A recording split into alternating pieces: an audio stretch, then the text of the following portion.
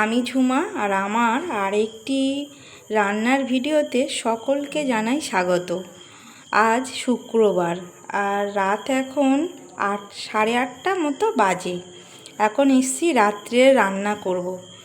এখানে আলু কেটে নিয়েছি, পেঁয়াজ লঙ্কা একটা কুচি কুচি করে নিয়েছি, আর এখানে পেঁয়াজ কুচি, লঙ্কা কুচি, টমেটো কুচি আর আদা রসুন একটু ছাড়িয়ে নিয়েছি, আর নিয়েছি 2টো ডিম।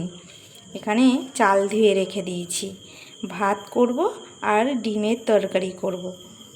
এখানে এই যে ভাত বসিয়ে দিয়েছি আর এই আলুটা সিদ্ধ করতে দিয়েছি। এর ডিম সিদ্ধ করব না, এবার আলুটা সিদ্ধ হয়ে যাক, তারপর রান্নাটা করব।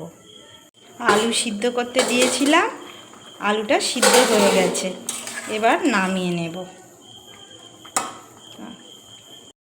এবার এই পেঁয়াজ লঙ্কা কুচির মধ্যে অল্প পরিমাণে নুন দেবো, একদম অল্প।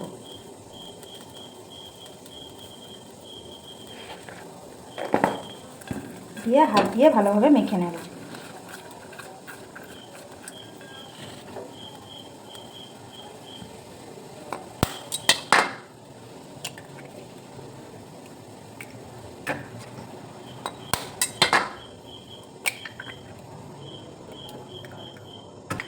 এবার একটা চামচ দিয়ে ভালোভাবে ঘেঁটে নেব।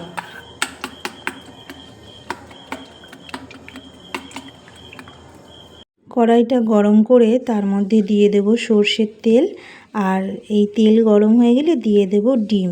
ডিমটা দিয়ে একটু ঢাকা দিয়ে রাখবো। ঢাকা দিলে কী হবে, ডিমটা বেশ ফুলে উঠবে কেকের মতো।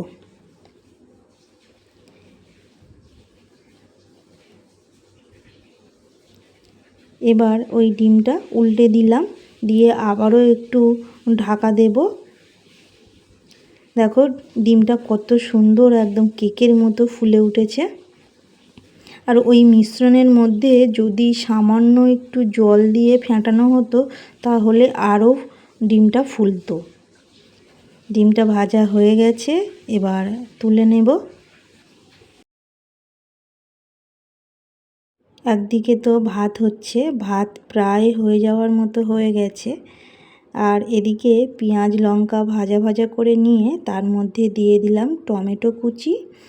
টমেটো দিয়ে একটু নাড়াচাড়া করে আবারও ঢাকা দিয়ে রাখবো, যাতে টমেটোগুলো ভালোভাবে গলে যায়।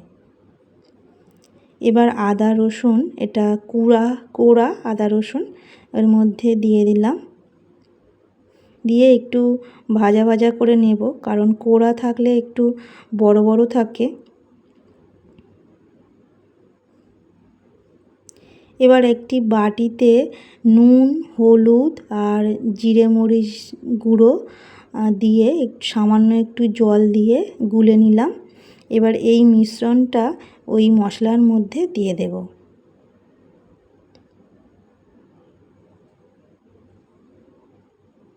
দিয়ে ভালোভাবে কষিয়ে নেব।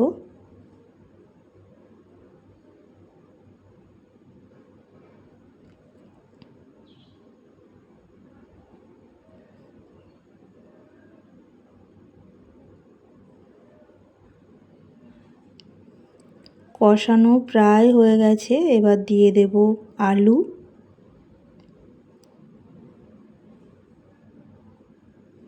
আলু দিয়ে আরও কিছুক্ষণ কষিয়ে নেব।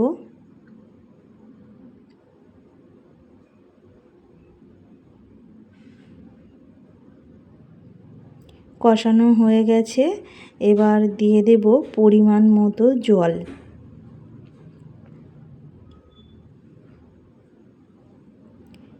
একটু জলটা বেশি দিতে হবে, না হলে ডিমটা ওই জলটা টেনে নেয়, তাই একটু ঝোলটা বেশি বেশি আছে। এবার দিয়ে দেব ডিম ভাজা। এই রান্নাটা খেতে কিন্তু খুব সুন্দর লাগে।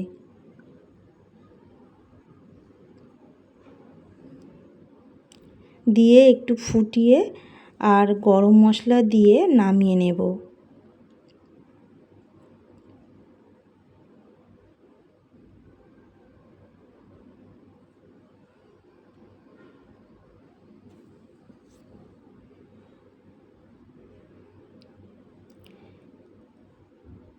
ব্যাস হয়ে গেছে রান্নাটা। এবার একটা পাত্রে ঢেলে নেব। দেখছো একটু ঝোল ঝোল আছে, কিন্তু যখন খেতে যাব তখন কিন্তু এই ঝোল এত থাকবে না, কারণ ডিমের মধ্যে ঝোলটা টেনে নেয়। যত ঝোল টানবে তত ডিমটা আরও ফুলে উঠবে। আর দেখো কত সুন্দর হয়েছে। এখন রাত 10টা বাজে আর এখন আমরা খেতে এসেছি। দেখো তরকারিটা একদম কিন্তু ঝোল মরে গেছে, মাখা মাখা ঝোল।